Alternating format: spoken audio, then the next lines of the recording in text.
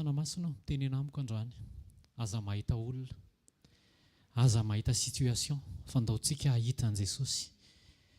Asan-drato ny vavakao. Ray amin'ny anaran'i Jesosy, tonga eto izay. Tsy mahay na inona na inona. Jesosy aoka tsy fahazarana ny ahatongavanay tsirairay avy eto. Aoka Jesosy tsy fombafomba. Aoka tsy tahotr'olona. Fa aoka amin'ny fahatakarana satria ianao no nametraka an'izao fotoana izao dia tonga izay hamaly ny entaentanao. Jesosy fantatray fa eto ianao amin'izao fotoana izao. Mangataka anao izahay Jesosy, tario izao fotoana izao. Aoka mifananao masina hiteny amin'ny tsirairay avy. Eny hiteny amin'ny alalako ary hiteny eo am-pony tsirairay avy. Aoka tsy hisy fihevitr'olombelona. Aoka tsy hisy fahazarana. Aoka tsy hisy teny tsara lahatra. Fa izay teny tianao tenenina ihany dia aoka izany no voateny. Fanamasina tsy amikery nampatanjahana fa noho ianao. Ataovy izay tianao ao anatin'ity sekoly famahana olana ity. Tahiony tsirairay avy izay manokana fotoana hieno anao atao anatin'ny teny. Tahiony tsirairay avy izay manokana fotoana hijery direkta satria tsy afaka. Ary tahiony tsirairay avy izay amerina hijery amin'ny fotoana izay mety mifanaraka amin'ny disponibilité-any. Jesosy aoka ianao no hita. Aoka ianao no hisandratra. Aoka izay tsy avy aminao Jesosy hiaisotra daholo. Mangataka ray amin'ny anaran'i Jesosy hoe ninona olana mety hatrehan'ny tsirairay avy. Dia aoka ny tsirairay avy tsy hahita olana fa hahita anao. Jesosy anao izao fotoana izao dia apetrako feno eo am-pelatananao izany. Amin'ny anaran'i Jesosy tsika rehetra hiarana hoe amen. Andao te hakamafo an'i Jesosy dia mahazo toerana tahin' Jesosy daholo. Era-bao kely ny eo akaikinao hoe tahin' Jesosy ianao hoe tahin' Jesosy dia tonga sondray ao anatin'izao sekoly famahana olana izao. Ity moa izany dia programan Jesosy fa tsy hoe programan'olona hoe ndao rangahy isaky ny talata alatsinainy ataontsika sekoly famahana olana. Dia tsy maintsy miverina amin'izany fahatakarana izany foana tsika hoe programan Jesosy ity. Satria rehefa Jesosy manao programa dia eo izy ny dikan'izay. Ary rehefa eo Jesosy dia mijery fo izy. Eto Jesosy dia mijery fo izy mba ho ahoana re izany izay fo mety aminazy dia alohany andraisantsika teny andao aloha reglena ny fontsika mba fo mety amin'i Jesosy. Alleloia. Verina indray tamin'ny herinandro le teny le hoe fahatakarana fa eo Jesosy ao anatin'ny fotoana, tsisy fotoana kely sy fotoana lehibe. Saika hiteny hoe tsisy pastera kely sy pastera lehibe. Za zao kely pastera zao ngeza amin'le largeur. Fa rehefa eo Jesosy dia tsy mahita angezan'olona tsika fa mila mahita an Jesosy. Dia ohatran'izay koa rehefa eo Jesosy dia tsy tokony hahita olana, tsy tokony olana izany no mivandravandra be eo amin'ny masontsika hoe ahoana ny ivahan'ity olana ity na dia sekoly famahana olana ary androany, fa tokony hahita an Jesosy. Amen. Sekoly famahana olana hiresaka karazan'olona anankiroa tsika misedra zavatra roa samihafa. Olona roa samihafa misedra zavatra roa olana samihafa. Ao anatin'izany dia averina ny saina hoe misy foana ny olana na mandray an Jesosy ianao na tsy mandray an Jesosy. Mety misy miteny hoe za efa nanolotra ny fiainako an Jesosy fa hatramin'izay nanolorako fiainana an Jesosy ohatra mbola ary ohatra ny voamay ara dia samy mameno mibangy eny. Fa andaontsika angataka ny fanamasina hoe hiteny amintsika androany. Alleloia. Aza dinoana mivavaka, aza mien'olona fa mieno an Jesosy ao anatin'ny teny. Amen. Karazan'olona voalohany dia olona tsy mandray an Jesosy, olona tsy manana an Jesosy. Ny olona tsy mandray an Jesosy, olona tsy manana an Jesosy dia manana problème. Ny olana zareo mety manam-bola be izy na mety tsy manana ihany koa fa ny tena olana iraisan'izy rehetrarehetra dia olany mandrakizay problème de l'éternité tsy azo antoka ny mandrakizay ary tsy sura mihitsy ny mandrakizay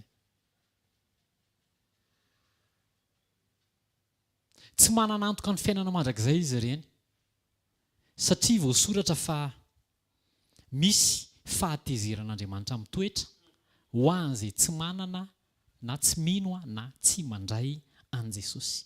Misy fahatezeran'Andriamanitra mitoetra ho an'izay tsy mandray an Jesosy. Jaona 7:7. Dia izao voalaza hoe izay tsy mino ny zanaka dia tsy hahita fiainana fa ny fahatezeran'Andriamanitra no maninona mitoetra eo aminy. Rehefa tsy mino an Jesosy ny olona anankiray dia tsy hedikevitra fa misy fahatezeran'Andriamanitra mitoetra eo. Mety tsy miatra avy hatrany ilay fahatezerana fa misy loza amin'ny tantao fahatezeran'Andriamanitra dia izay ny olona mandrakizay. Mety misitraka famindrapo, mety samy mahazo masoandro, samy mahazo rivotra, samy mahazo alavana taona iainana fa tsy azo lavina fa misy fahatezeran'Andriamanitra mitoetra hozy izy Jesosy. Inona ny solution? Miakatra kely eo ambonitsika ao amin'ny tapany voalohany Jaona 7:7 dia angatahako raha misy version Thomson dia mba havoaka ilay izy. Izao voasoratra hoe izay mino ny zanaka manana fiainana mandrakizay, izay tsy mino ny zanaka dia tsy hahita fiainana fa ny fahatezeran'Andriamanitra no mitoetra eo aminy. Ny solution zany mba hialana amin'ilay fahatezeran'Andriamanitra dia mino an Jesosy fotsiny, mino dia mandray, se confier am Jesosy. Hoe izy ny version Thomson hoe celui qui croit au Fils a la vie éternelle, celui qui ne se confie pas au Fils ne verra pas la vie, mais la colère de Dieu demeure sur lui. Ny atao hoe mino an Jesosy zany dia se confier am Jesosy, mandray an Jesosy dia ny ety an-tany. Indraindray tsika rehefa sendra olana dia lasa mitady olona se confiena mihoatra noho ny fakanesantsika any amin'Andriamanitra iresahana ny rehetra, mbola olana koa zany. Solution voalohany mila manantona an Jesosy, mila se confier am Jesosy. Solution faharoa mila fibebahana marina, mila fibebahana marina. Vakitsika Matthieu 7 andininy hosaotsika manomboka amin'ny andininy voalohany hatramin'ny fahavalo. Resaka an'izay fibebahana marina izay. Rehefa tonga Jaona mpanao batisa dia izao voasoratra hoe amin'ny anaran'i Jesosy. Ary tamin'izany andro izany dia niseho Jaona mpanao batisa nitory tany an'efitra tsodinana hoe mibebaha ianareo fa efa akaiky ny fanjaka ny lanitra. Fa izy no ilay nampilazaina ny Isaia mpaminany hoe injany misy feo miantso mafy any an'efitra hoe amboariny lalan'i Jehovah, ataovy mahitsy ny lalak'Alia any 5. Ary Jerosalema sy Jodia rehetra mba amin'ny tany rehetra amoron'ny Jordana dia nivoaka nakany amin'ny Jaona ka nataony batisa tamin'ny onon'ny Jordana ireny rehefa niaiky ny fahotana. Fa noho nahita ny fariseo sy ny sadoseo, marina anantona ny batisany izy dia hoy izy taminy: ry taranaky ny menarana, iza ny nanoro-hevitra anareo handositra ny fahatezerana ho avy.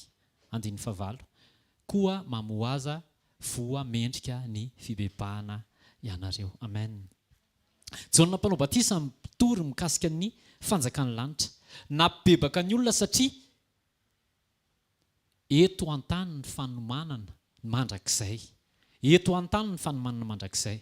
Tonga ny olona avy any Jerosalema, avy any Jodia ary ny tanàna rehetra tao Jordana nanolo-tena atao batisa rehefa naninona hony niaiky ny fahotana, rehefa ny confesse ny fahotana. Rehefa nahita an'izay Jaona dia taitra be hoe ry taranaky ny menarana. Ohatrany mahita olona le tonga dia manitsy fahamarinana be reny hoe fa inona ny ataonareo eto? Nareo olona manaiky fotsiny fa manota, fa tsisy voamendrika amin'ny fibebahana. Inona ny antony andehananareo atao batisa? Nga nisy naroranareo hoe zao ny lalana tsy hisitrahana ny fahatezeran'Andriamanitra izay nitenenin'i Jesosy? Inona ny zavatra azo tsoahana ao anatin'izany? tena misy le fahatezeran'Andriamanitra. Voalaza ao amin'ny Jaona 3:7 tapany faharoa. Ho an'ny olona izay tsy mino sy tsy mandray an Jesosy dia hisitraka le fahatezeran'Andriamanitra izy. Tsy fampitahorana izany. Vaovao mafaly ao anatin'izany dia azo ataony tsy ho tratran'izany fahatezerana izany. Afaka andosirana izany hozy Jaona fa iza ny nanoro-hevitra anareo andositra ny fahatezerana ho avy.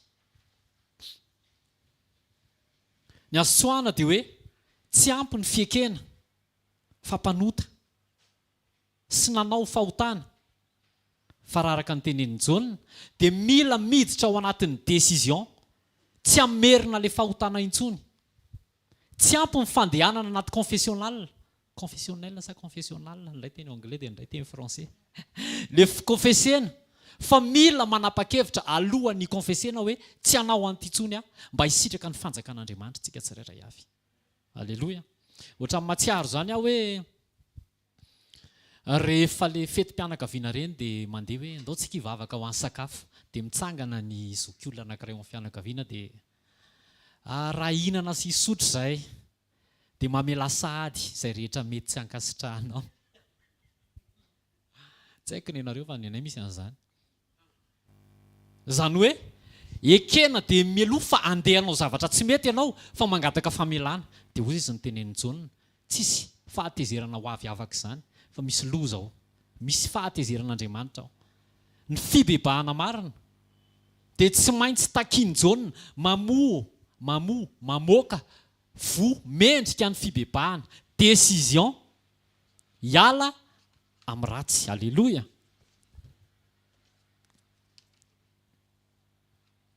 Tsara ny fiekena, ny fahotana efa natao,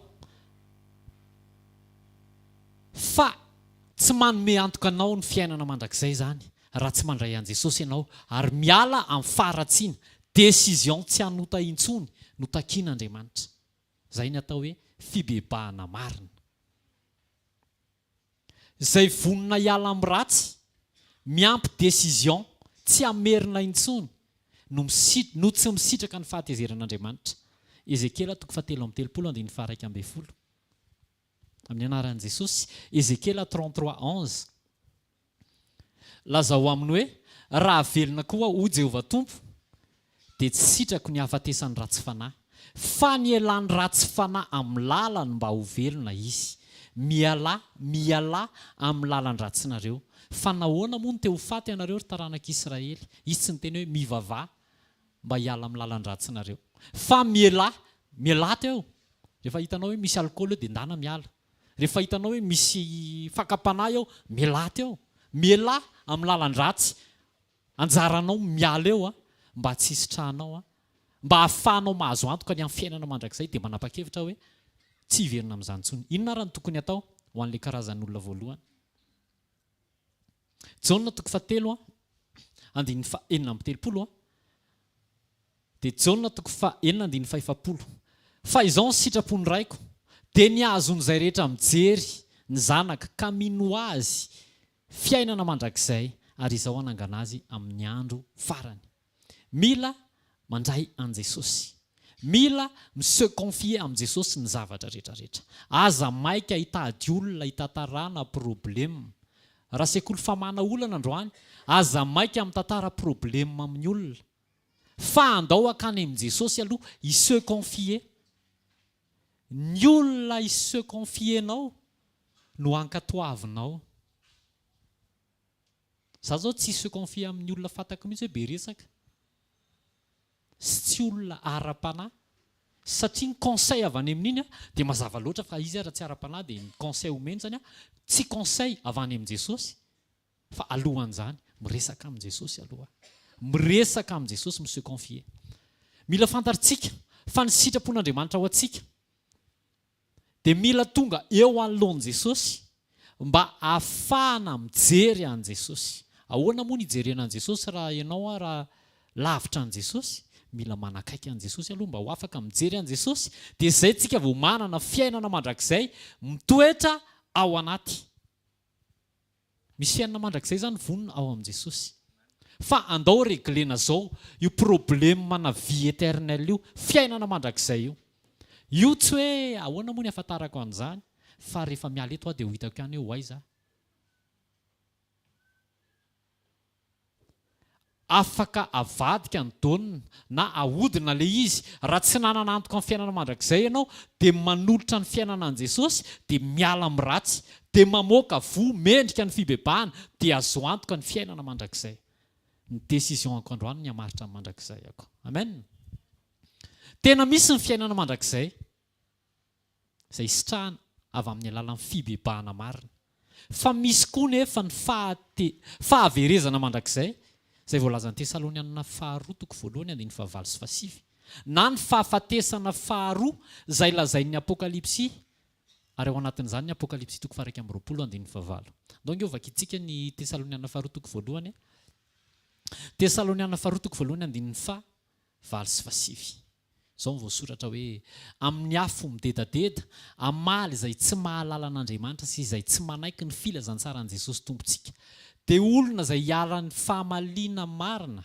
dia fahaverezana mandrakizay avy amin'ny fanatrehan'ny tompo sy ny voninahitry ny heriny tsy fampitahorana izany fa filazana fotsiny hoe tena misy ny fahaverezana mandrakizay tsy onoono izany apokalipsy toko faha 20 andiny fahavalo dia izao voasoratra fa ny osa sy ny tsy mino sy ny vetaveta sy ny mpamon'olona sy ny mpijangajanga sy ny mpanao ody ratsy sy ny mpanompo sampy ary ny mpandainga rehetra dia anana ny anjarany ao anatin'ny faharimy rehetra fisolofara izany no fahafatesana faharoa ny fahaverezana mandrakizay sy ny fahafatesana faharoa dia mitovy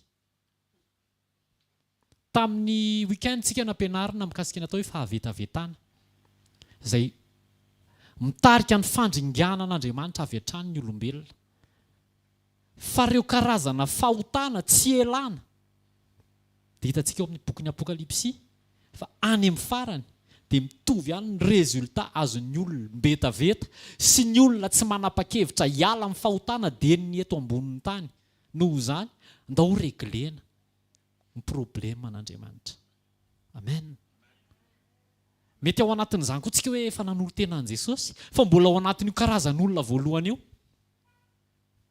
manolo tena an' Jesosy fa tsisy vomendrika ny fibebahana mihitsy eo amin'ny fiainana manara-drenirano le fariseo sy mpanorandalàna nge rehefa nahitan'ny olona mivoaka atao batisy dia lasa koa manaraka mouvement fa tsisy fahatakarana tsisy conviction mihitsy hoe tena hanolotra ny fiainana an' Jesosy satria matahotra ny fahatezerana ho avy raha voatahotra ny overiny mahatonga anao anatiny an' Jesosy dia mbola mitovy amin'ny fariseo sy ny sadiseo fa andao aprisia ny fitiavana an' Jesosy amoaka le votakian' Jesosy fotsiny dia tsy misitraka le fahatezeran'Andriamanitra amen karazan'olona voalohany olona tsy mandray an' Jesosy olona tsy manana antoka ny fiainana mandrakizay na mety efa nandray an' Jesosy fa no nitahotra ny fahaverezana na fahafatesana faharoa misy fiainana mandrakizay sitrapon'Andriamanitra ho an'ny olona izay nandray an' Jesosy dia ndao tsy ho avelantsika hipetraka fotsiny eo le gifta fa ndao alaina amin'ny alalan'ny finoana an' Jesosy amin'ny alalan'ny famoahana ny vokatry ny fanahy amin'ny alalan'ny fandraisako décision tsy hoe hiconfesse fotsiny hoe tena azafady pasteur fa nampalaelo anao tamin'ile teniteneniko iny dia rapitso indray tena azafady pasteur fa nampalaelo isan'andro zany ianao dia hiconfesse foana fa tsisy fiovana mihitsy tena olana goavana zany satria miteraka olana ny any amin'ny mandrakizay manomboka androany ndao regleny zany zavatra zany amen amen karazan'olona faharoa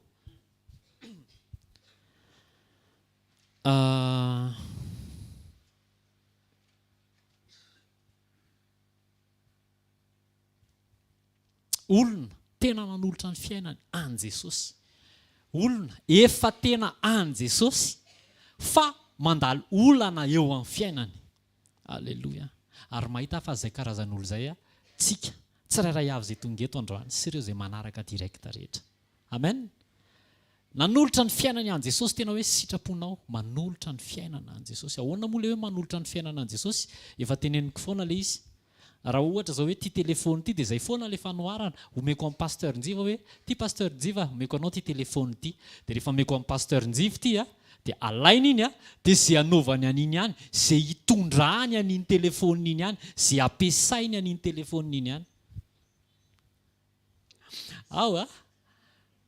dia indraindray tsika manolotra ny fiainana an' Jesosy fa lasa telefona mana ny amin'izay ampiasain'ny pasteur Njiva an'le telefona raha za zao omeko an' Jesosy ny fiainako omeko dikan'izay omena zay donner c'est donner hoy izy ny ankizy zay rehefa milalao any am-pianarana donner c'est donner reprendre c'est voler rehefa natolotra ao an' Jesosy ny fiainanao dia omeo an' Jesosy azarahina aya azarahina souci azarahina tebiteby azarahana fanahiny omeo an' Jesosy dia atovy aleo zay anaovan'i Jesosy anazy ihany fa na an' Jesosy raha amin'ny fiainanao dia mbola misy olana ihany fa tehiteny aminao fa iny olana iny misy zavatra takian'Andriamanitra misy zavatra andrasan'Andriamanitra ao anatin'iny olana iny satria efa an' Jesosy ny fiainanao dia izy no mitondra an'iny any amin'izay tiany hitondrana azy dia aiza ny olana amin'izany zay ny atao hoe faux problème io zavatra mitranga eo amin'ny fiainantsika isan'andro io rehefa tena an' Jesosy ny fiainantsika dia faux problème io fa tsy olana io fa misy zavatra andrasan'Andriamanitra kely fotsiny hoy izy pasteur tsao hoe kely fotsiny misy zavatra kely andrasan'Andriamanitra fotsiny fa rehefa fantatrao zay dia miditra ao anatin'le sitrapon'Andriamanitra ianao dia mitsika ianao ao anaty olana fa tsy miferinaina tsy mitomany tsy mitoreo tsy inona koa tsy mivazizo ao anaty olana fa mitsika ianao ao anaty olana satria fantatrao fa eo am-pelantanan'Andriamanitra amin'ny fiainanao alleloia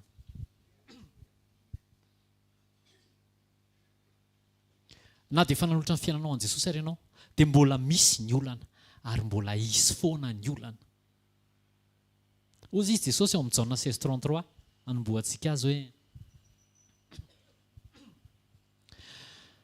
zany teny zany no efa nolazaiko taminareo mba hanananareo fiadanana amiko le toyany eo ambany haitsika tsy enjery aty amin'izao tontolo izao no ahitanareo fahoriana nefa matoky izao efa naharesy izao tontolo izao teboka anankiroa no tsoahantsika ao voalohany tenin'i Jesosy aloha vao fiadanana tenin'i Jesosy aloha vao fiadanana tsy tenin'ny pastera tsy teny fampaherezan'olona fa teny mivoaka avy any amin'ny vavan'i Jesosy ho anao ndana miombona amin'i Jesosy andao hiombona amin'i Jesosy andao hiona manokana amin'i Jesosy izany teny zany no nolazaiko taminareo mba hanananareo fiadanana amiko le fiadanana avy amin'i Jesosy tsy tafatoetra ao aminao raha tsy niona tamin'i Jesosy aloha ianao raha tsy niresaka tamin'i Jesosy raha tsy nandray an'le teny avy any amin'i Jesosy zay vao tafatoetra ny fiadanana faharoa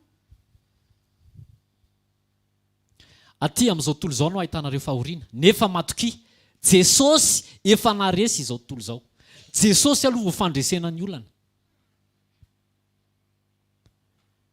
tsy maintsy mandalo eo amin'i Jesosy ianao ary tsy maintsy miraikitra amin'i Jesosy ianao mba hampateza ny fandresenao alleloia voalohany tenin'i Jesosy aloha vao fiadanana ho anao za zao mety mahazo teny avy any amin'i Jesosy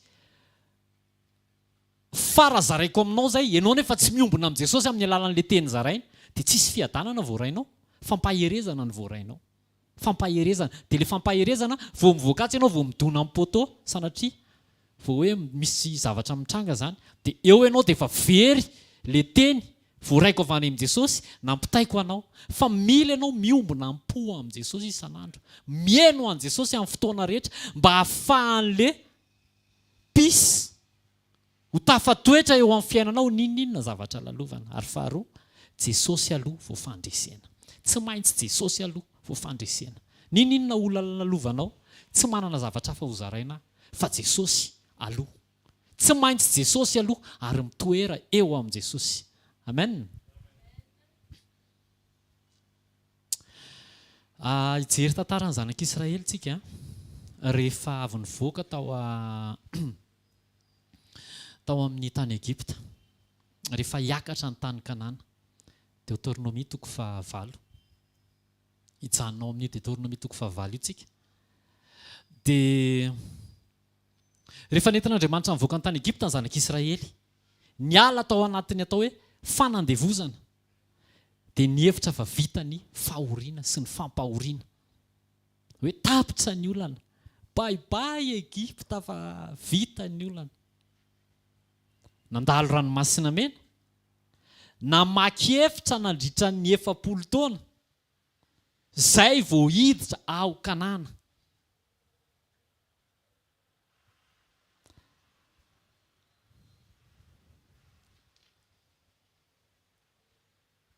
Kanana tany nianianan'Andriamanitra tamin'ny razan'ireo olona hiditra tao tany Kanana fa omena ny taranaka an zareo. Tsy ireo olona nianianan'Andriamanitra hoe hiditra ao Kanana niditra tao fa efa taranaka taty aoriana. Ao a?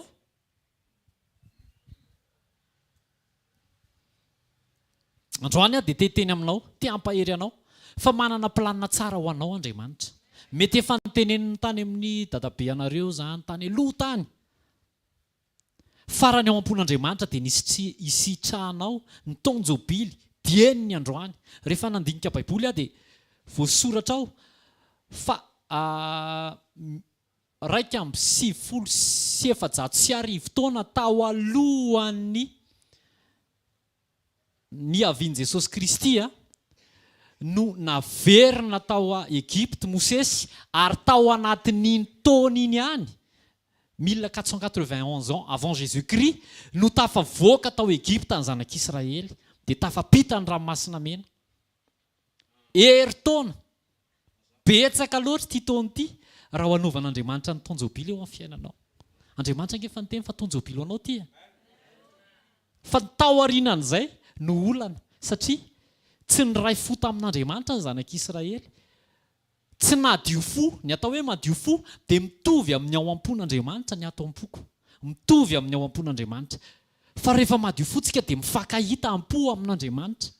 Dia iny ilay tenenina antsika eto foana hoe ny fieritreretana maloto Timoty 1:1-9 mampanjavona ny vision antsika dia lasa tsy mahita izay planin'Andriamanitra eo amin'ny fiainantsika tsika. Tantara angiazy dia tsotra be.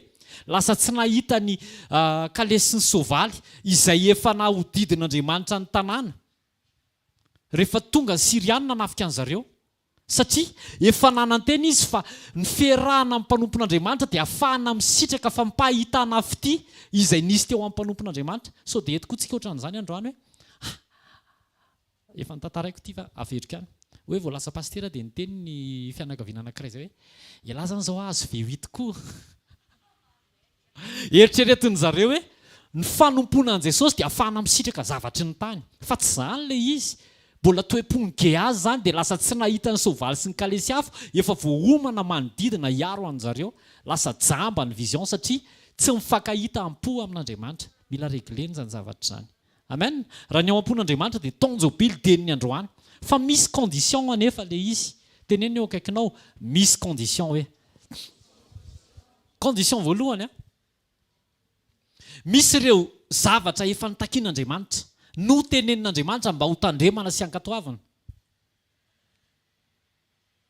Dia nataontsika ve ilay izy? Samy endrandra taonjobily tsika.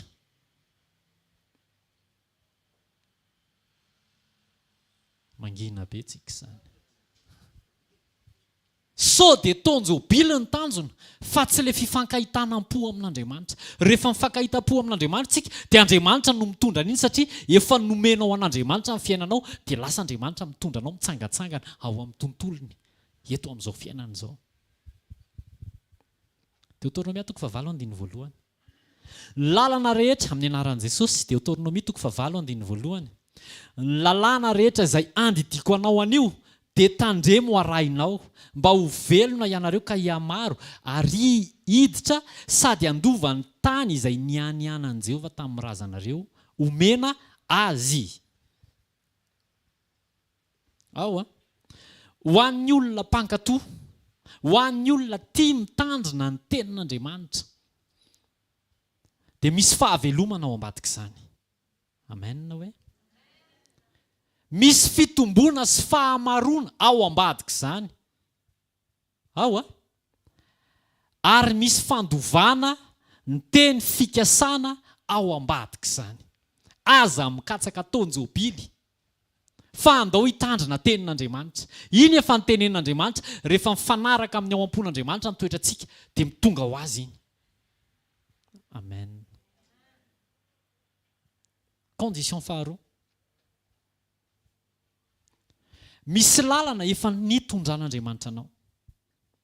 Mety izay ilay eritreretinao olana androany ozy ianao hoe ka fiainako ange pastera. Ahoana moa? Tsy hoe mialana akatsy dia ambodepona fa inona koa moa? Ohatrany hoe izay ale rehetrarehetra manesaoana daholo. Problème sur problème. Désert sur désert. Mety désert ny fahitanao an'ilay izy, fa mila fantatrao fa Andriamanitra dia teo foana nandritra an'izay fotoana izay. Averiko. Mety désert ny fahitanao amin'ny fiainanao, fa mila fantatrao fa rehefa natolotra ho an'Andriamanitra ny fiainanao dia teo foana Andriamanitra nandritra an'izay vanim-potoana izay. Ny zanak'Israely 400 taona fa teo foana Andriamanitra. Mety épreuve sur épreuve. Fa lalana hitondran'Andriamanitra ilay izy. Lalana hitondran'Andriamanitra. Andininy faharoa amin'ny Deutéronome 9:9. Ary tsarovo ny lalana rehetra izay nitondran'i Jehovah Andriamanitra ao anao tany anefitra izao 400 taona izao. Ajanontsika eo. Mety mametra-panontaniantsika fa zara ve zanak'Andriamanitra? Fa sao dia zara ny intrus atao anatin'ity asa fanompony ity. Ry pastera manana V8 ianao na V1 raha tsisy. Ianao vao itsy. Merci.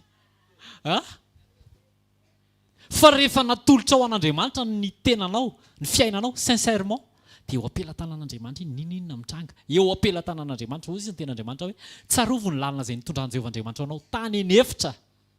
Tsy tonga dia tany Kanana, fa eo anefitra aloha, izay vao hiakatra ao an-Kanana. Nandritra ny 400 taona.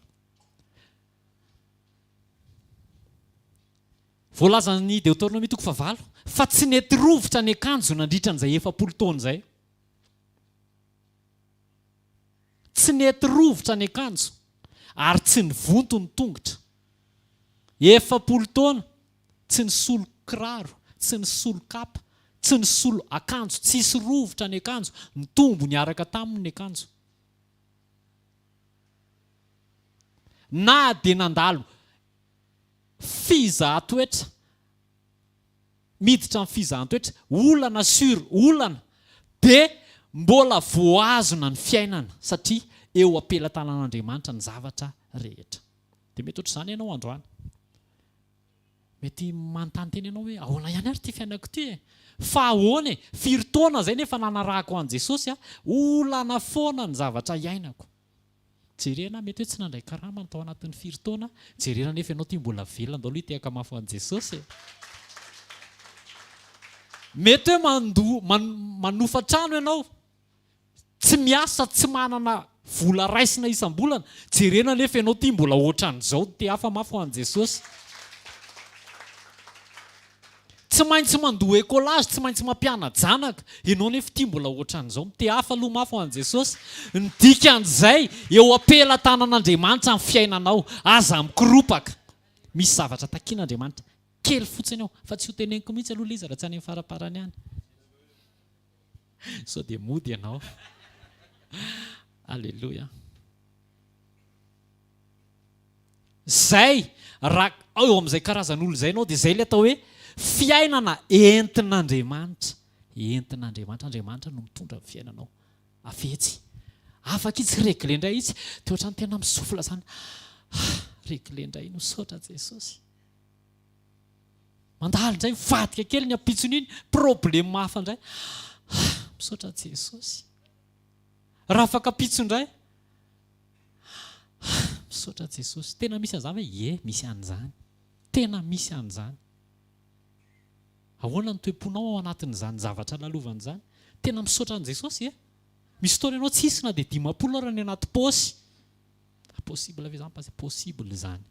Possible zany.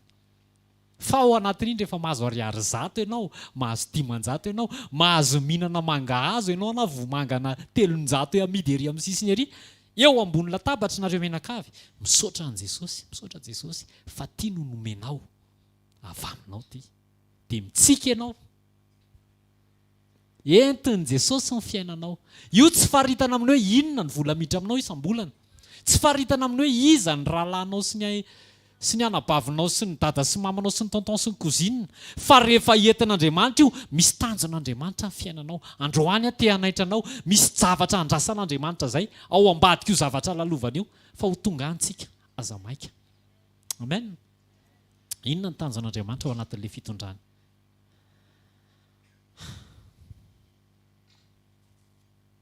Rehefa mitondra anao Andriamanitra dia mampianatra anao izy mba hanana fanetretena. Avereny hoe fanetretena. Rehefa mitondra anao Andriamanitra, rehefa apetraka ao amin'Andriamanitra ny fiainanao, rehefa atolotra ao an'Andriamanitra ny fiainanao, dia ny zavatra ampianarin'Andriamanitra anao tahak'izaho mampianatra ny zanako.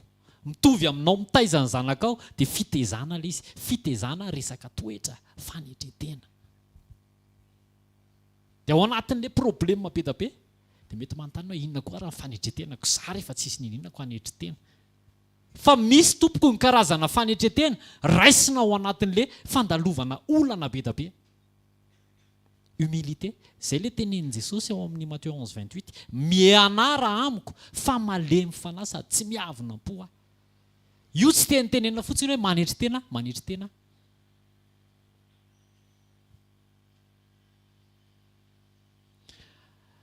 Fa alefan'Andriamanitra ny olana satria te ahazo antoka Andriamanitra hoe fiainako ve ny fanetretena. Sa zavatra teneniko fotsiny. Mora no miteny raha ampanangatana zao izy manetretena dia manangatanana daholo tsika fa mety azo isaina amin'reto, atoko reto ny tsy manangatanana satria izy ny tsotra. Na tsika mietratra tsika tena manetretena fa ndao andeha ao amin'ny ten'Andriamanitra tsika. Te halala marina Andriamanitra hoe inona marina ny ato anatiko ao anatin'ity testa lalovako ity.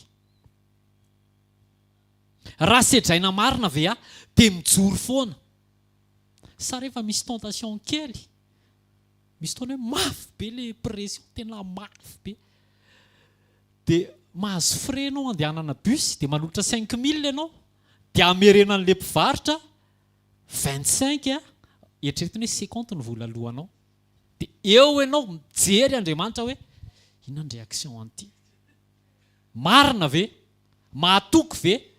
Fa pahitana fitity misaotra Jesosy. Mijery Andriamanitra. Mijery Andriamanitra ary Andriamanitra tsy tahaka an'ilay hira ataon'ny sasany hoe misy maso iray mijery anao fa ohatra amin'ny masoko. Iza ny maso tokany eto? Tsisy. Fa maso anankiroa no mijery anao tonga dia izy moa tsy mivandravandra fa tsy mipitrapitraka koa fa tonga dia maso feno fahalemem-panahy. Ao ny fanetretena eto amin'ny Deutéronome 9 dia ny fitondran'Andriamanitra any amin'ny tany tsy fantatra. Ny famelany ahonona ka nanomezany zanak'Israely sakafo tsy fantatra. Izay ny atao hoe fanetretena. 7. Dia nampanetretenanao izy ka namelanao honona.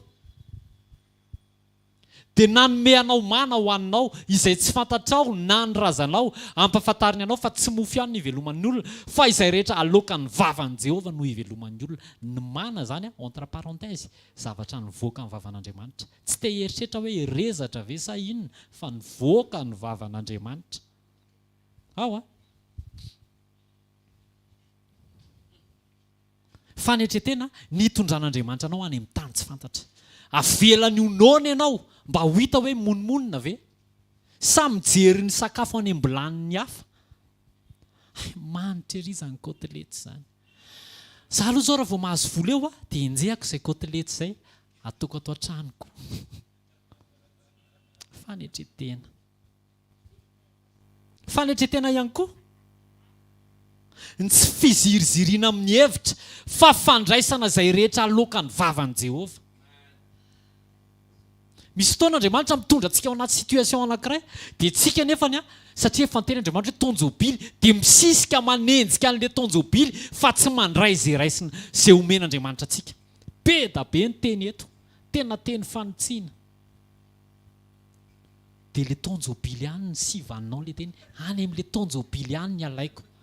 Nefa Andriamanitra tsy manome tonjobily fa mitaky fankatoavana ny teny dia mitondra anao any anaty tonjobily. Tandremo sao dia diso, tandremo sao dia gaga, tandremo sao dia diso. Fankatoavana aloha, fanetretena, mila manaiky tarihantsika. Aza miziriziry, aza mandeha ampahazaran'izany reto. Mbola fanetretena ihany koa, ny tsy fandehanana amin'ny fahazarana fa manaiky ny fitarihan'ny fanamasina. Fanetretena izany. Tsy hoe nampahomby amin'ny pasteur Jao dia tsy maintsy andeha amin'iny fa mety hafa ny plan'Andriamanitra ao amin'ny pasteur Jao, fa hafa ny plan'Andriamanitra sy ny fomba hitarihany mba hisehoany eto amin'ny fiainako. Tsy kopikole fa fiombonana amin'ny fanamasina. Amen.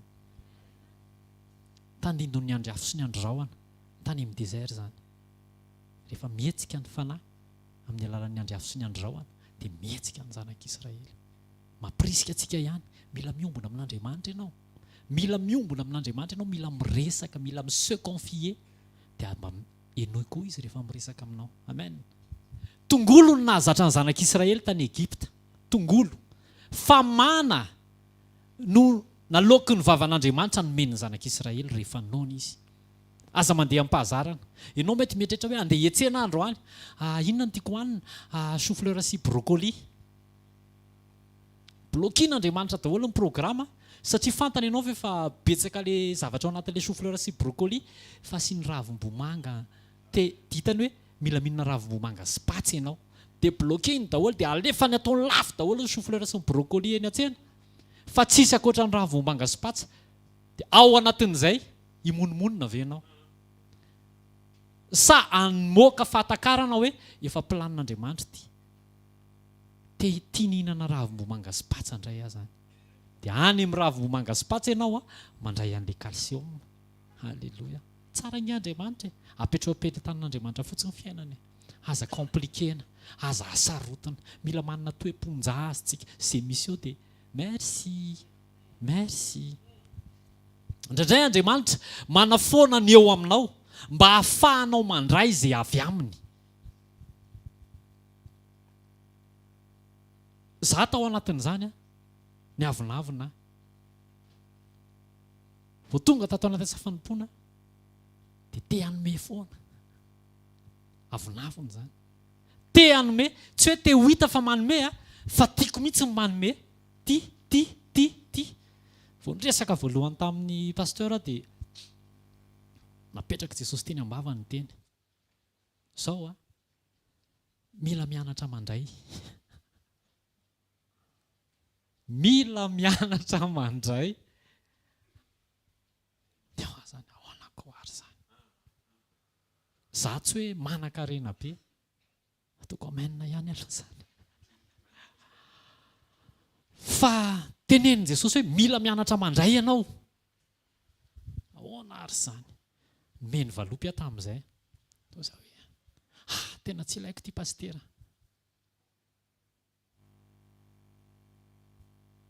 Teo dia nandeha aloha ilay voalohany. Faharoa meny ihany. Tianese. Tena tazomy pastera fa sao dia misy ampiasain'ny pastera azy. Satria tamin'izany ny karama. Avinavina izany. Avinavina izany. Fa niteny Jesosy avy eo mila mianatra mandray ianao. Andeha amin'izay ilay fotoana. Nofohanana Egypta. Nofohanana Egypta. Azonao no tiako tenenina. Tsisy ninina intsony. Tena tsisy.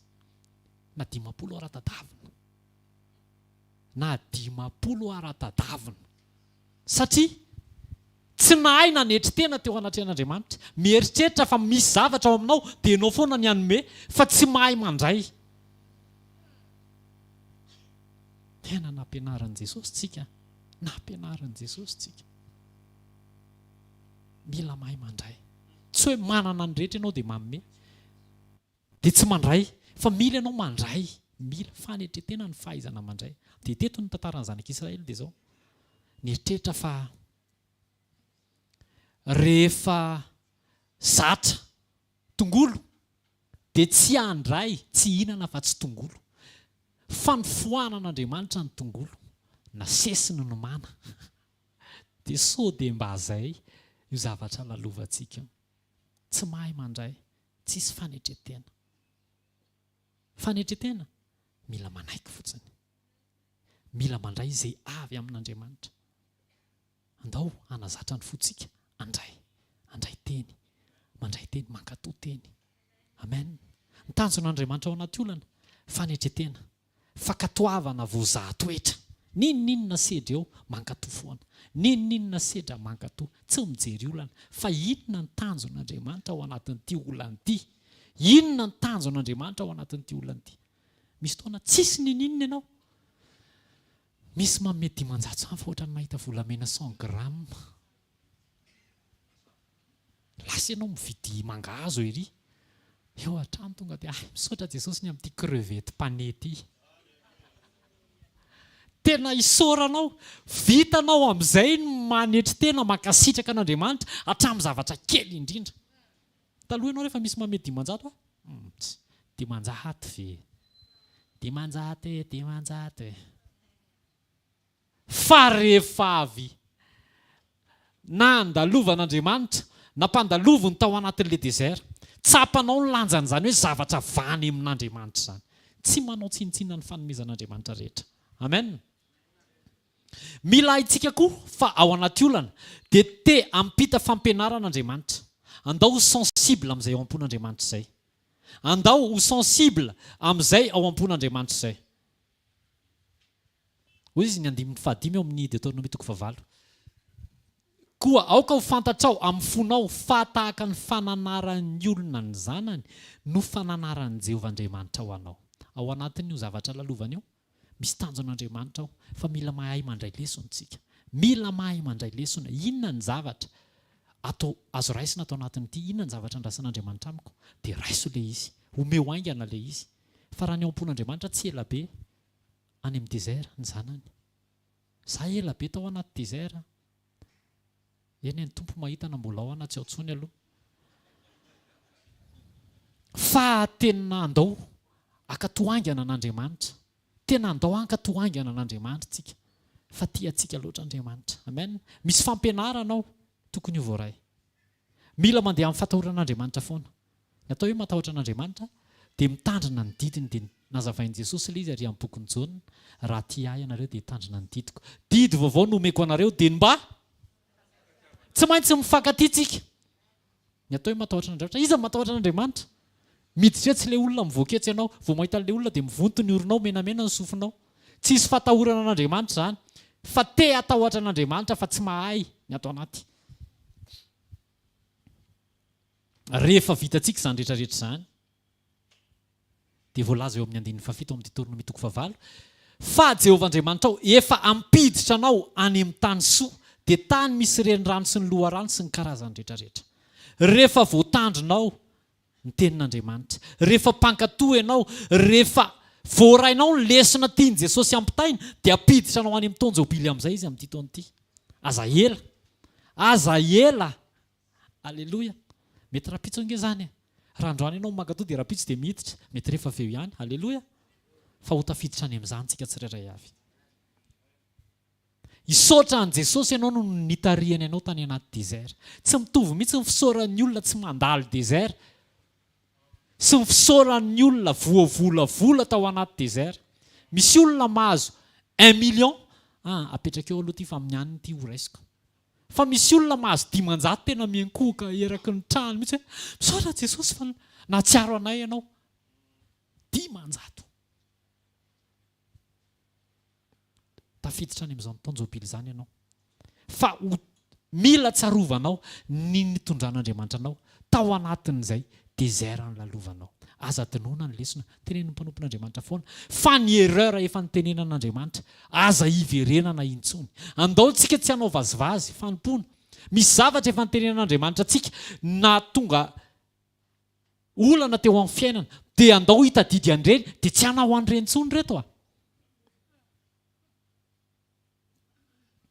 Fa ho tanteraka mantsy ilay tonjobily. Amen. Ho tanteraka ilay tonjobily. Fa voalaza eo amin'ny 1:12. Mitandrema, fandrao adinoinao Jehovah Andriamanitra ao rehefa tonga ao amin'ilay tonjobily. Tandremo ho adinoinao Jehovah Andriamanitra ao, ka tsy tandremanao ny didiny sy ny fitsipy ny ary ny lalàny izay nandidiny anao. Tandremo sao dia rehefa tafavoaka ao, efa tahina azy ao, tsy tonga sekoly intsony. Efa mieritreritra hoe efa misitraka tonjobily dia ninona tenen'ny pastera dia tsy. Ny pastera V8 anankiray ny anaty efa V8 anankidimy. Avinavina izany. Tandremo ny avinavina. 12. Fandrao rehefa nihinana ianao ka voky. Ho avy mantsy izay. Amen, pasteur tsao. Izay ilay izy. Fandrao rehefa nihinana ianao ka voky ary nanao trano tsara ka mitoetra ao. Ho avy koa izay zavatra izay. Ary mihamaro ny ombonao sy ny ondra-manosinao, ary mitombo koa ny volafotsinao sy ny volamenanao, ary mitombo fanananao rehetra. Dia tandremo 14. Hiavinavina ny fonao ka ho adinoinao Jehovah Andriamanitra, izay nitondra anao nivoaka avy tany amin'ny tany Egipta tany amin'ny trano nandevozana. Tandremo sao adinoinao Jehovah Andriamanitra, izay nanome anao mana hoanina tany anefitra. Tsy isan'andro ianao ny afaka hihinana ravim-bomanga sy patsa. Akafizo io. 14. Izay nanome anao ny mana hoanina tany anefitra any amin'ny tany Kanana, tsy mana intsony ny hoanina fa tondra dronono sy tantely. Akafizo ny fiarahanao amin'Andriamanitra androany. Rapitso indray mety hovainy ny fitondrany anao fa ankafizo foana. Dia zavatra tsy fantatry ny razanao, ny tanjona ampanetry tenanao sy hizaha toetranao ary anisy soanao any am-parany. Fanetretena toetra voazaha toetra. Takian'Andriamanitra izany voazaha toetra izany a. Volamena latsaka am-bovoka. Inona moa toy ihany? Tsy avelan'ny soa, tsy hamiratra. Mivoaka foana ny fahatsara-panahy, ninona zavatra mianjady eo amin'ny fiainanao. Fa ny ao ambadika izay, anisy soanao Andriamanitra any am-parany. Amen. Mila matsiaro an'Andriamanitra foana. Mila matsiaro an'Andriamanitra foana. Tandremo sao dia lasa mivadika le fiheverana hoe ka satria zanahy ka to dia izao ny fiainana vokatra teo amin'ny fiainako. Tsia. Tsy ny fankatoavanao fa no Jesosy. Jesosy no mamposaka an'ireny eo amin'ny fiainanao. Tsy no fahamendre antsika fa no Jesosy. Amen. Tandremo sao dia resaka fierté sy dignité. Inona ilay fierté sy dignité? Raha vao tsy Jesosy dia tsy izy. Ka satria za nianatra be dia izay mahatonga anao ohatran'izao. Tsia. Iza ny nanome sainanao? Iza ny namery anao avory harena? Raha vao tsy Jesosy dia esory aingana. Fa rehefa ho avy izay zavatra izay, amen na hoe? Izay tsy Jesosy rehetrarehetra eo amin'ny fiainanao tsy maintsy hongotany daholo. Izay ny atao hoe mametraka ny fiainana eo am-pelantanan'i Jesosy. Tsy misy ankoatran'i Jesosy ny fierté sy ny dignité. Jesosy irery ihany. Alléluia. Mila matsiaro fona an'Andriamanitra. Taiza ny toerana nisy anao? Mety mbola ao tsika amin'izao. Fa andao ahita an'Andriamanitra aza mahita olana. Olana mandalo io, fa misy fiainana mandrakizay miandry antsika. Amen. Amen. Tahin' Jesosy tsika tsirairay avy a. Inoko fa nandray lesona tsika tao anatin'izay. Ndao tsika hitehaka mafy a. Andraisantsika ny mpanampon'Andriamanitra manaraka. Tahin' Jesosy daholo a. Misaotra Jesosy.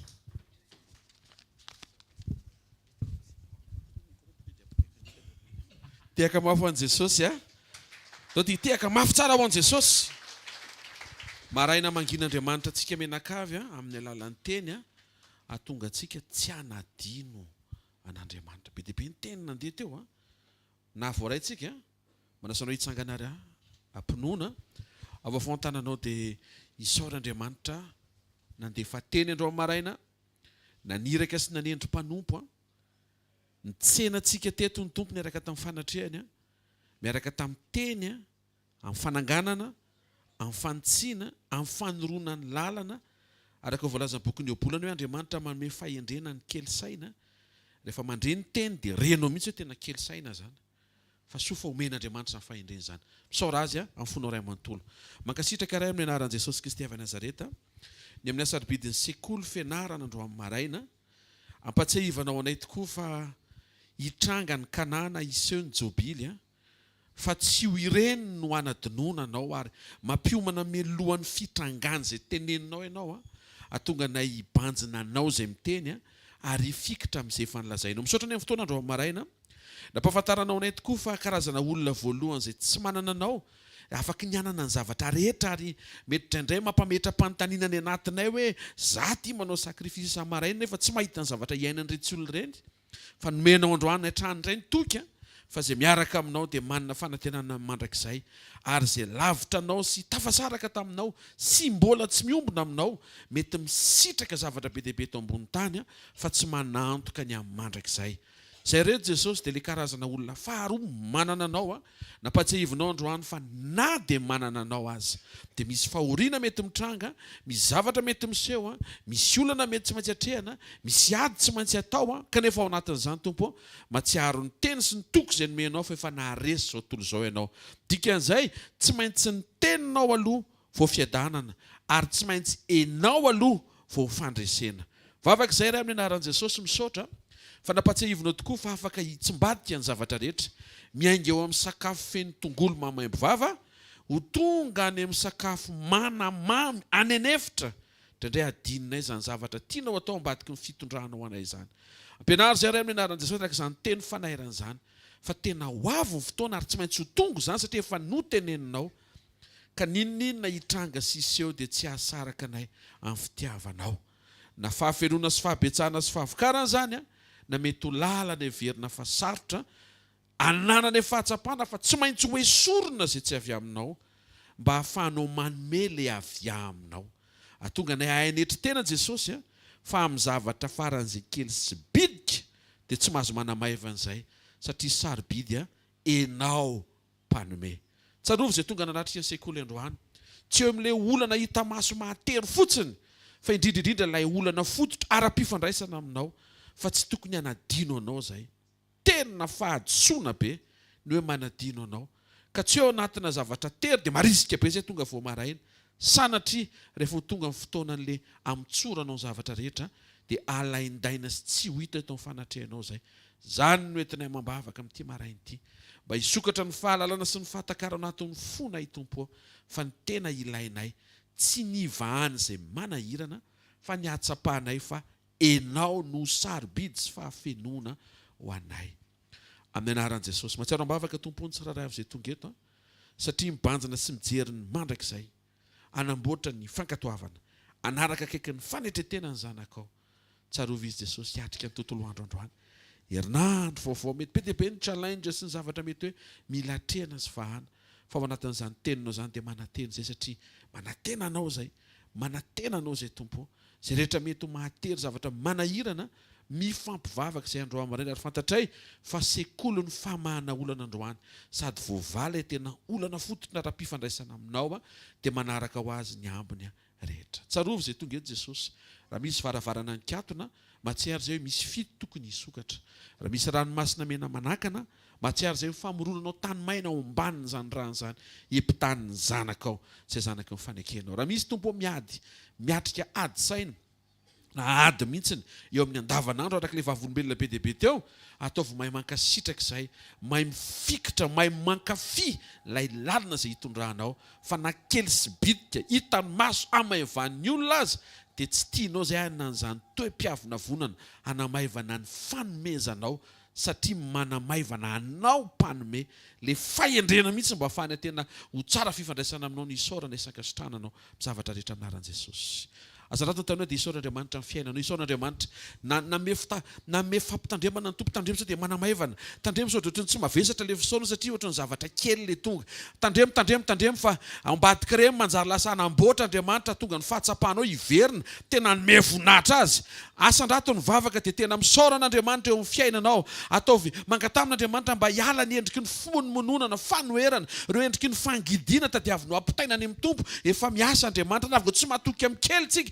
tsy ho tendrem-panapaka amin'ny be misaora azy amin'ny zavatra kely misaora azy eo amin'izay mety ho dinga amin'ny fahakelezana aza manamaivana ny andro ny fahakelezana eo baiboly fa mino andro amaraina fa anainga vaovao indray ianao sy ny tompo ary aneo ny voninahiny izy ary tsy voasakan'izany misaotra ray aminaran'i Jesosy amin'ny zavatra kely bitika indraindray no maivanina talofa misaotra ny amin'ny famindrapo fa afaka miverina izay mankasitraka sy misaotranao amin'ny zavatra rehetra tompo dia misaotra betsaka ny amin'ny fiainany tsiraray avy misy ny dingana misy ny fipoahana tampoka ataonao fipoahana eo no eo fa misy koa ny dingana fampandrosoana amin'ny fiainany tsiraray avy tsy kelikely dia misaotra Jesosy fa androany brika anankiray indray no mipetraka eo amin'ilay mandan'le zavatra ao atsangana eo amin'ny fiainany tsiraray avy mankasitraka sy misaotra ray aminaran'i Jesosy mahatoky ianao Andriamanitra ianao mpanjaka ianao amin'ny fiandriananao manao izay tianao tomponay ianao mesianay ianao Kristy ianao mpamonjinay ianao mahay ianao mahavita ny zavatra rehetra ianao ndray mpimasy dia nisy ny zavatra rehetra rehefa zay no sitraponao saotra ray amin'ny anaran'i Jesosy maina zika tiaka mafitsara ho an'ny tompo mahazo toerana vetivety anao fanarintsika ho voninahitra Jesosy ho fankasitrahantsika ny tompo satria tonga soa teto fanatrehany zasy ianao no tantany ny diantsika ary no azoniny ho ao anatsika ny etaeta sy ny faniriana ny fanatrehany isa maraina tena kekinao sambatra manetry tena hoe fa izy nasandratra hoe amen misy ny fomba nanomezan'i Jesosy ny fanazavana momba le fanetretena teo ao anatin'izany le hoe mianatra mandray misy zavatra omen'Andriamanitra ara-potoana aza lavina fa raiso ankasitrao an'Andriamanitra fa ilainao iny amin'ny fotoana anankiray taka izany ny teniny rehefa n'le teny ndraindrayntsika mieritreritra tsy ilaiko izany fa jobily ny ilaiko zao zay fa jobily tsy ilaiko izany raisy foana rehefa sao dia mba ilainao ihany izany rehefa amin'ny fotoana anankiray Andriamanitra tsy diso matoa omeny ilaina amen dia raha akaiky taiza ho aiza indray azy ao nanamaivana ny zavatra nomen'Andriamanitra manjary ohatrany hoe rehefa mahazo zavatra amin'le mandresy lahatra anao ianao dia renao mihitsy hoe mavesatra izany fisaorana izany na mifiaingan'le tanana tena heninao mihitsy hoe tena any izany fa raha vao somary ohatran'le maivamaivana tsy dia tena le ohatran'izao foana dia heninao mihitsy na ny tananao tsy misandratra akory ny fona ohatrany 10% tena misaotra fa 90 mbola miandra le manaraka ava tena manome be dia aza diny foana fa izay mahatoky amin'ny kely tendrana-panapaka amin'ny be ary izay tsy mahatoky amin'ny kely dia ho tehirizina eo amin'izay kely misy azy mandra-pialany eto ambony tany dia ho kely eny foana le izy zany raha vao tsy isaoranao mety hoe zavatra maivamay ohatra le maivamaivana le hoe ay tsisy taxi be nganeba misy dia ifa nisy misaotra Andriamanitra afa misy le misy fiara isaora aloha ny taxi be isaora aloha fa mbola tsy tratra sady mitratra meleny tsy tafiditra hoaneny antsika indray zany na dia gros bras tsika tsy ma-gros bras anao mila an'i Jesosy ianao dikan'izay amin'ny zavatra kely sy bitika mahaiza misaotra sy mankasitraka an'Andriamanitra amen manasanao hitsangana ary dia mba hahafahanao mandray ampinoana mitsotra any izay apetraka Andriamanitra indray ao amin'ny tontolo andronao mandehana amin'ny anaran'i Jesosy fa ny fitarian'Andriamanitra tsy diso eo amin'ny fiainanao dia manampy ianao hanetry-tena tsofina rano amin'ny anaran'i Jesosy ny fahafahanao mamoaka an'izay fanetreteny izay ary tsofina rano foambadika izay fanetreteny izay misy andraty ianao hifankahitanao amin'Andriamanitra hifankazaranao aminy hiadananao sy ahitanao soa mandehana fa ny tontolo andro androany dia tsofina rano eo amin'ny fiadanan'i Jesosy izay manambara fa mety ny zavatra rehetra amin'ny lafiny rehetra ny fifandraisanao amin'i Jesosy mihitsy no miverina eo amin'le mety mahita ianao io ilay ho tahian'Andriamanitra tsy hanadino an'Andriamanitra tsy ala amin'Andriamanitra tsy hamitaka an'Andriamanitra tsy hamela an'Andriamanitra tsy handao an'Andriamanitra mandehana fa ny fifantohanany mandrakizay atonga an'Andriamanitra hampifantoka ny zavatra rehetra ho eo aminao herinandro tsara ty herinandro ty satria ny Andriamanitra ao dia Andriamanitra tsara sady mpanao tsara. Mandehana fa zay tsy nisokatra hatramin'izay tsy ho finarahana ho sokafan'Andriamanitra. Zay tsy nety hatramin'izay mandehana mety amin'izay. Zay mety tsy nisy nantenaina hatramin'izay mba velominy fanantenanao androany fa avy niaona ny tompo eo amin'ny tompo sy ao amin'ny tompo ianao fa azo antenaina ny zavatra rehetra. Amin'ny anaran'i Jesosy Kristy avy Nazareta. Amen. Zareo fahasoavana fa ny fahasoavan'Andriamanitra no matoy izao ary ny fahasoavan'Andriamanitra no matoy izao anareo. Amen.